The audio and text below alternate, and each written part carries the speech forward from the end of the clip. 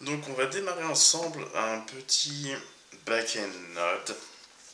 On a déjà fait ça, mais ensuite on va essayer de lier ça à une application front avec Angular.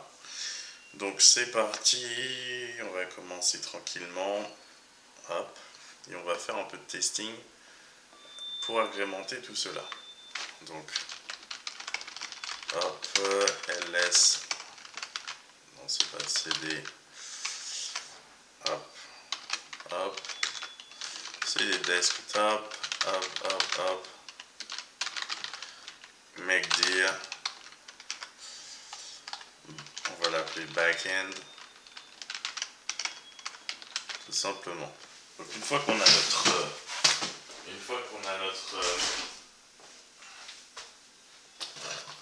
notre dossier backend, on va lier ça new, on va ouvrir ça, on va le mettre ici et on va yes, et on va aller dans le terminal intégré de VS Code, tout simplement ls, et on va faire un npm init -- yes pour initialiser un package de JSON à l'intérieur, et on va effectivement télécharger quelques petites dépendances intéressantes pour notre application backend. Donc on va faire un npm install express, on en aura besoin, EJS pourquoi pas, .env évidemment. On va se mettre potentiellement Jest pour faire du testing, et c'est ce qu'on va faire justement dans un premier temps, et hop.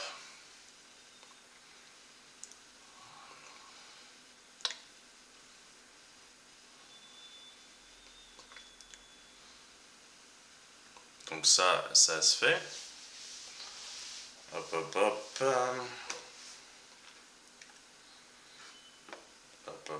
Donc ça c'est fait. On a notre petit package JSON, on peut vérifier que les dépendances ont été installées correctement. Le script test, on va le modifier parce qu'on va en réalité vouloir qu'on utilise Jest pour notre test. On va mettre un script start avec Nodemon qu'on utilise et que j'ai déjà installé en général sur mon système, Nodemon. Et on va index.js qui va être effectivement le fichier qui va contenir notre serveur. Donc index.js tout simplement. Donc une fois que vous avez fait ça, vous allez dire qu'en réalité votre application, alors là j'ai fait une erreur, j'ai oublié de mettre une virgule, vous allez dire que votre application est une application express potentiellement. Donc vous avez besoin de express pour ça. Donc require express, autrement dit vous allez requérir la dépendance que vous avez installée. Ensuite vous allez dire que votre application app est égale à express, autrement dit que c'est une application express. Vous pouvez ajouter const.env qui va vous permettre effectivement require.env qui va vous permettre de récupérer vos variables d'environnement qui se trouveront dans le fichier .env qu'on peut déjà écrire. Alors c'est pas .env que j'ai écrit, rename, c'est .env comme ça. Hop. Là vous pouvez créer aussi votre .gitignore. Quand on va git ignore, vous allez vous avancer et vous allez mettre les blocs star et node underscore module pour que jamais, alors honnêtement il n'y aura pas tant de niveaux que ça dans le truc, donc on peut mettre directement node modules et le .env pour éviter qu'il soit effectivement l'objet du push si vous transférez ces informations vers un dépôt distant GitHub. Donc ça c'est fait. Une fois que c'est fait, tac, on revient ici. Vous avez dit que votre application est une application effectivement express. Vous allez effectivement potentiellement utiliser express.active.joindir et vous allez définir où se trouvent les fichiers statiques. Alors moi je vais les mettre dans un dossier du dossier public qui n'est pas encore créé, qui s'appelle assets. Donc là directement ici, j'ai oublié une parenthèse, j'utilise dir, donc ça c'est plutôt bien. Donc si j'utilise path, je suis obligé de d'aller chercher ce module, path, required path, et le tour est joué. Donc là, on sait déjà que dans mon application, il y aura un dossier public, et à l'intérieur de ce dossier-là, il y aura un dossier assets qui va contenir effectivement mes fichiers statiques, donc images, JavaScript et potentiellement CSS. Et en l'occurrence, ça va être CSS. Donc une fois qu'on a défini ça, c'est un middleware. Donc ça, je vais mettre middleware 1. Ensuite, on va potentiellement mettre un autre middleware, app.use express. Et là, URL encoded. Et le truc, c'est que vous allez extend to true. Comme ça, il n'y aura pas effectivement de problème d'encodage par rapport à ce qui va se situer dans le corps de la requête. C'est-à-dire que vous pourrez lire ça tranquillement sans aucun problème. Et même effectivement si c'est un objet complexe, autrement dit s'il y a des objets nestés au sein effectivement de l'objet rec.body. Donc ça va être assez intéressant. Donc middleware au pluriel. Donc une fois que c'est géré cette situation, vous allez même pouvoir écrire votre premier middleware de test pour voir si ça fonctionne correctement. App.get, en l'occurrence, la racine de votre application. Donc vous allez aussi pouvoir créer un fichier views où va se trouver vos vues avec EJS. Donc il faut effectivement prévenir votre application qu'il y a View Engine ou Template Engine. Donc là vous allez mettre View Engine. Et là c'est en l'occurrence EJS. Vous allez dire, alors c'est pas use, pardon, c'est pas un middleware, c'est un set. Vous paramétrez des informations de votre application et là c'est set également et les views vont se trouver effectivement dans un dossier views au pluriel tout simplement.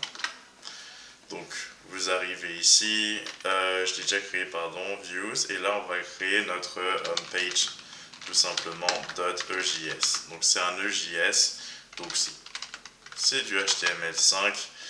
Vous allez potentiellement utiliser rest.locals pour transmettre une information. Donc je vais déjà la préparer. Hop. Et hop. Et là, ça va être title, par exemple. Comme ça, on aura le titre. Je vais mettre ça, puisque c'est une valeur que je fais passer effectivement à la vue. Donc, vous laissez ça comme ça. Donc là, que ce soit écrit en rouge, ça m'ennuie un peu. Mais sinon, c'est pas gênant. Ensuite, on va mettre un petit H1 pour le fun. On va mettre welcome onto our API, our node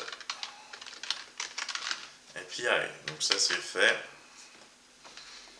Hop hop hop. Ensuite, que je vous ai dit que ça passait comme ça, c'est qu'en réalité je vais créer un middleware qui va permettre effectivement que la chose se passe. Donc il va précéder ce qui est écrit ici. Donc je vais le créer là, potentiellement. Alors, le truc, c'est qu'on va mettre res, hop, hop, et là, vous allez effectivement mettre quelque chose, locals.title, et en fait, vous allez mettre même un next, qui peut être intéressant. Locals.title, vous allez créer donc une propriété dans les locals de la réponse qui va être effectivement le titre de votre application. Donc on va l'appeler Node API tout simplement. Et donc ça va transmettre cette information, donc next, et on passe à la suite. La suite effectivement c'est ce qui va être écrit ici, et ainsi de suite, et ainsi de suite. Donc ça c'est fait. Hop hop hop, on transmet juste une information. Alors vous auriez pu effectivement utiliser process dans env et en l'occurrence app, je crois que c'est app name peut-être, bon bref je sais pas, il y a une propriété mais là je vais écrire ça directement ici. Node API. Je ne vais pas me fatiguer. Donc c'est bon. Ensuite, on va dire que ça va retourner une vue. Donc c'est toujours la même chose. Rec, res et hop, hop, hop, hop. Et en l'occurrence, res.render, vous allez utiliser la méthode render de res. Et c'est index, homepage plutôt, en l'occurrence, puisqu'on l'a appelé homepage, qui va être rendu. Et on n'a même pas besoin de passer quoi que ce soit. C'est fait. Status code. On peut tout de suite mettre en application tout cela. Donc, on va ouvrir ça. On va être http://localhost. Je sais, on n'utilise pas encore, on n'a pas encore défini un port qu'on écoute. Mais on va définir ça dans un autre fichier. Donc ici, on va finalement renommer celui-ci app.js et on va définir le port dans index.js parce qu'on va séparer ça pour le testing. On va module export et app tout simplement. On exporte app. On définit un port app.set. Vous pouvez setter le port et vous mettez process.en.port, mais on l'a pas encore mis, ou sinon c'est 5000. Et app.set.host par exemple, et vous mettez process.host tout simplement. On les a pas définis, donc vous devez aller dans le point env et potentiellement définir ces petites choses. Donc le port, vous allez mettre que ça va être le port 3000. Et le host, évidemment, ça va être localhost, tout simplement. Donc vous avez défini deux variables d'environnement qui vont être lues potentiellement grâce à ça, tout simplement. Donc ça, c'est parfait et vous exportez votre application. Une fois que l'application est exportée, vous allez l'importer. Donc import app égale require et puis c'est à côté. App.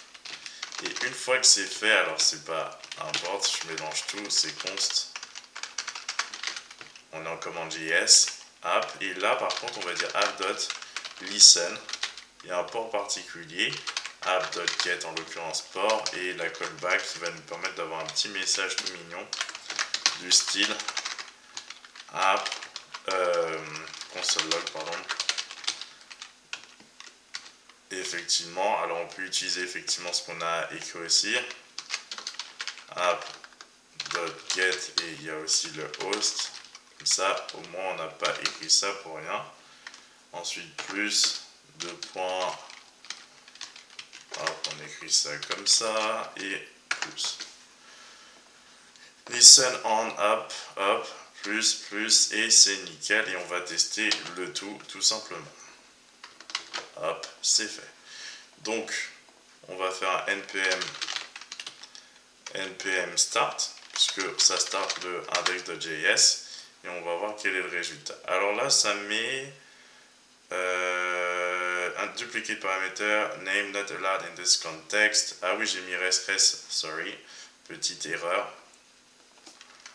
Alors, j'ai mis res, alors que c'est rec, sorry, hop, donc voilà, alors, annuler.